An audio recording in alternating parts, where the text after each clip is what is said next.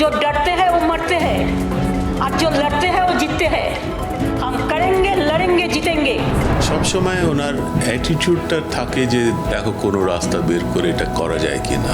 আর second হচ্ছে যে বুঝতে অনেক সাবজেক্ট, আমি সব সাবজেক্টে বলবো না, কিন্তু অনেক সাবজেক্ট খুব শিগগিরই গ্রাস্প করে ফেলেন ইন্টারাকশন। আমি দেখেছি বড় বড় মিটিংয়ে কিভাবে এত মানুষের নাম মনে রাখতে পারেন।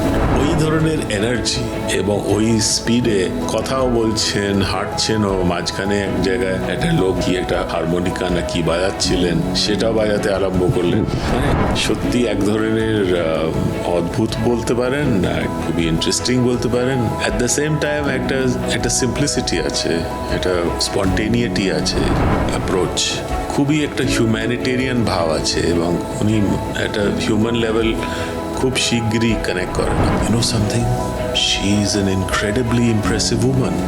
অন্য Mamata, untold story of Mamata, 25 number episode 1 May রবিবার।